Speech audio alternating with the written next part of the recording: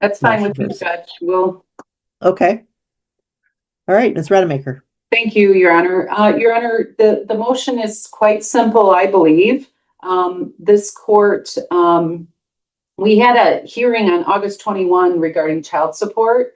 And the court actually encouraged the attorneys to talk over this 415 order. As I came in on this case, I was reviewing it, and it was very clear to me in black and white. The April 15th order says that a friend of the court recommendation regarding the parenting time is adopted as to all parenting time. To me, all means the entire recommendation. Then the matter was further scheduled for a review to show housing stability. So they were following up with the, after the adoption of this friend of the court recommendation. Once my client did have his home that he lives in now, that lease was provided to the court, in fact, even on that day. And we have not been able to move that forward. So I have now had to file this motion.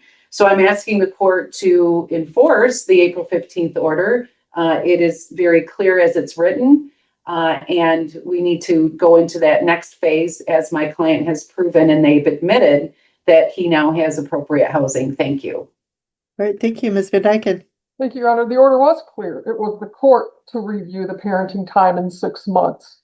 Not me, not Ms. Rademacher, the court. And I believe that was the discussion at the August 21 child support hearing as well. That's why the court has set the matter for an evidentiary hearing in November. With that, Your Honor, we are not against implementing the friend of the court recommendation, but there seems to be some dismissal about what that parenting time looks like. It's not week on, week off. It's simply Wednesday evenings and every other weekend. Ms. Rademacher made that allegation in her response to my motion for custody and parenting time. We still have hesitation with the things that Mr. Griffin is saying to these minor children, which is part of my motion to change legal and physical custody and kind of withhold some of that parenting time back until he can get the ability to communicate. That was another part of the order, was that it was the ability of the parties to communicate. That's what the referee or this court was going to review at that time. With the things that I placed in my motion for legal and physical custody and parenting time modification, you can see that that communication has not improved at all. So I believe this leaves it up for the court to have that evidentiary hearing to see if that appropriate reinstatement of parenting time is appropriate. Thank you. Ms. Rademacher. Thank you. I heard a circular argument there. The bottom line is that the 415 order needs to be implemented. If they wanted to modify that, they could have filed a different motion. Now that we've sought to enforce it, they filed this change of custody thing, which you'll rule on that next. But the bottom line is the review hearing is to review how things have been going. And so we can't, I agree with Ms. Van Dyken that the attorneys can't unilaterally make those decisions. The court can. That's what the review hearing's for. We need to implement the order as written. It's very clear. Thank you. All right, thank you. I will grant the motion. However, we are looking at an evidentiary hearing coming up very soon. So at which point the court will review all of it. But I will grant the motion. Thank you, Your Honor. Moving on to the motion to modify custody. Thank you, Your Honor. I believe that we've reached the threshold to have the court take a look at the best interest factors of these children. Again, with the comments that the father is making to these children clearly affects the children and the best interest, their emotional well-being as well. So it does affect not only that best interest factor, but many others. As for the change of physical custody, Your Honor, while I understand that physical custody is not a statutory mandate, we've always assumed that when the parties have joint physical custody, people think that they have 50-50. They do not. As for the parenting time, we still have the ongoing same concerns about Mr. Griffin's involvement with involving the children in inappropriate comments, inappropriate communication. He's inserting himself into educational endeavors that are not, educational endeavors and confronting my client at the school where teachers and other adults had to intervene from him approaching her, and they were the ones who asked her that she should call the police because the communication and the involvement between the two parties is hostile at best. We believe that we've reached the threshold, and this court can then look at the same physical, legal, and parenting time when it does its review in the soonest evidentiary hearing in November. Thank you. Thank you. Are the parties using Our Family Wizard or AppClose or any of those kinds of apps? All right, guys. Today we are stepping into a courtroom moment where clarity versus interpretation becomes the real battleground. What starts as a simple motion quickly reveals how differently both sides read the same court order, and that's where the tension lives. One attorney leans hard on the wording, black and white, pushing that the father has met every requirement, especially securing proper housing. But the opposing side reframes everything, shifting focus from compliance to concerns about behavior and communication with the children. You can feel the argument tightening, each side refusing to give ground. Then comes the turning point. The judge cuts through the noise and grants the motion. It's a decisive moment, but not a final victory. Instead, it sets the stage for an even deeper conflict, leaving both sides knowing this fight is far from over. Our Family Wizard, yes. Yes. I thought so. Okay. All right. Thank you. Ms. Rademacher. Thank you. Your Honor, I disagree entirely. The parties are using Our Family Wizard. We don't have any attachments as an offer of proof. The parties have communicated regarding, I mentioned their son, LEG, who went through a whole autism assessment. The parties did agree on getting the assessment. They've agreed to the medication. They've attended many IEPs with him. And also CEG has had a little bit of school involvement in IEP type meetings. So there's nothing that has been alleged that impacts a timely decision or parenting of these children other than these parties don't like each other, quite frankly. And that is not a basis for change of custody. They mentioned late exchanges. That is not a threshold. In fact, there's no offer of proof at all. My client indicates he's a very timely person. He does not even understand that allegation. What they've indicated is there's a hostile demeanor by my client. Their pickup and drop-offs are at Safe Connections. When I was asking, and I mentioned that when I came in on this case, they are at Safe Connections already. When I was talking to them about this allegation, they don't even do the normal exchange that I would have assumed Safe Connections meant. And that's where one party drops off, the kids go in the building and so on. No one informed these people that that's the process. They were just literally meeting in the parking lot at Safe Connections. I wish they would have known better. Now, If I could just interject, unfortunately, Safe Connections is no longer, they lost their funding. So there's going to have to be something else figured out on that. So I just wanted to interject that. Yep. I mentioned that in my response. So what we looked at is where Safe Connections were. We think St. Mary's, because it's 24/7, has security and so forth. And we think the parties can just stay in their car. They don't need to be outside of their car, which unfortunately Safe Connections did.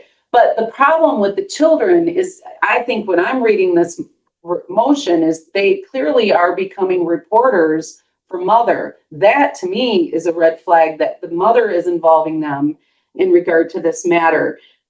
What we do is the remedy is we modify the exchanges. We don't modify custody. We need to just clean that up a little bit better. So I do ask the court to allow that St. Mary's exchange. The parent stays in the car with the kids. The other parent pulls up 4 spaces away. The kids are old enough that they can hop into the other one. This alleged incidents at school, my client, again, was never contacted by teachers, never contacted by police, never contacted by principals. He reached out and we attached that as an exhibit. Was there ever incident? The exhibit, the principal confirmed she looked no incidences in regard to any problems. So again, the offer of proof is insufficient. And certainly my client would have heard something, even from the plaintiff. You would think she would have said, hey, what happened today, or your behavior was inappropriate, even on Our Family Wizard. They alleged the drinking as a threshold argument. No evidence of that other than children reporting. We attached his wife little statement as to, their behavior, what they do as a family. There's no arguments or offer of proofs in regard to any parenting that's affected the children. They're stable in school, and the only thing that they seriously desire is to spend the time back with dad that they aren't allowed. But thank you for at least granting the first part of that motion. So the bottom line is that Marie Kessler back in April heard many of these same or similar arguments. She granted a review in regard to what she deemed were two issues between the parties: their communication and the housing stability. That's all. Nothing else has changed. And we have a hearing date for those two issues. So again, I believe that this motion fails in its offer of proof, and even the allegations themselves. Remedies are more addressed to communication and exchange versus a change of custody. Thank you. Buckle up, guys, because just when one issue seems settled, the entire case pivots into a much heavier dispute: custody. Now the tone shifts from technical arguments to emotional stakes, with serious allegations being placed on the table. Claims about the father's behavior, his interactions at school, and the potential emotional impact on the children begin to paint a troubling picture. But then comes a sharp counter: calm, calculated, and focused on facts.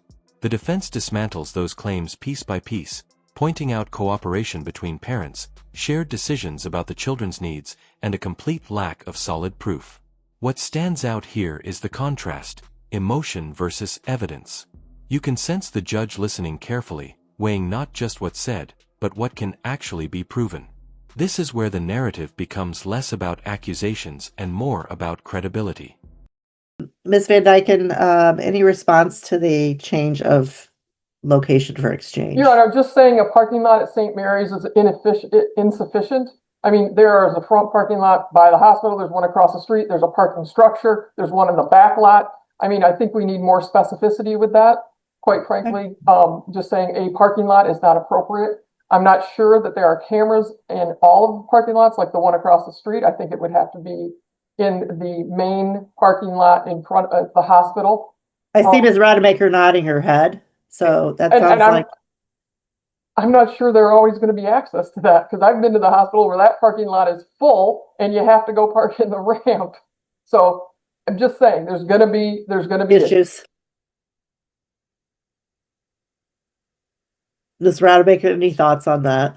That's a fair point. So, if the exchange is in the evening on Sundays, he would pick up from school on Fridays, so we're good there, and he picks up Wednesdays. And I think I don't recall what the Wednesday parenting time is, if it's an overnight or just an evening. Let me see here. Weekdays, Wednesday until 7:30. So we have Wednesday night exchanges and holiday exchanges, and Sundays at 4:30. So the only thing I can suggest is I haven't scoped out that main parking lot lately, but perhaps Ms. Van Dyken and I can look at that parking lot and pick a corner that they can exchange, or maybe even up near the front if there's cameras. I don't know how to describe that, but I'm pretty sure we could figure out where in the parking lot. Okay, and you probably would need it. You would need a backup.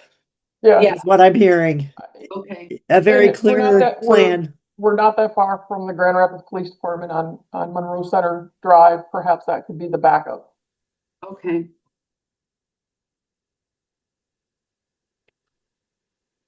All right.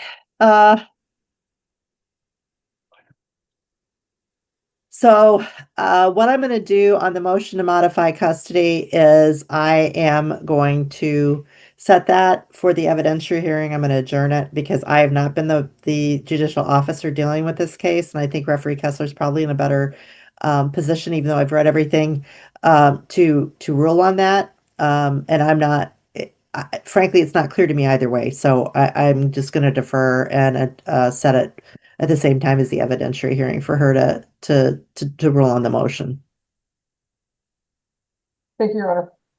Thank you, Honor. So to make it clear, our evidentiary hearing will proceed as to parenting time and then Ms. Kessler would rule on the motion. That's correct. Okay. And then Ms. Van Dyken and I will confirm the location in the St. Mary's parking lot and back up as. And a chair. backup. Yep. All right. Can I Anything ask else? one more question? Sure. Do we know whose weekend this weekend would be? And my client's indicating it's your client, so we'll start with his next weekend. Next Wednesday. Well, Wednesday, yes, I agree. Okay. Yeah. All right. and His weekend next. All right, thank you so Thank much. you, Your Honor. And before we leave, I just want to admonish both parties, do not talk about what's going on here with your kids. They feel, regardless, they feel that they're half and half, each of you. And so any disparaging remarks, any negative comments about the other parent, they're internalizing, whether you think they are or not. It's just really damaging to them. So please don't do it. If you love your kids, don't. Okay. All right. We're adjourned. Thank you. Thank you, Your Honor. Okay, Alright, guys, now we enter the phase where real-world logistics collide with legal decisions, and surprisingly, that's where things get even more revealing. The discussion shifts to something as simple as child exchanges, but it exposes deeper issues: lack of structure, communication breakdowns, and lingering mistrust. With safe connections no longer available, both sides struggle to agree on a safe alternative, showing just how fragile cooperation really is. Then comes the judge's move, deferring the custody decision to a future evidentiary hearing, essentially signaling that the case isn't clear-cut. But the most powerful moment hits at the end, when the judge steps beyond legal rulings and addresses the parents directly. The warning is blunt and emotional: stop involving the children. It's a reminder that behind every argument are kids absorbing the damage, and that message lands harder than any ruling.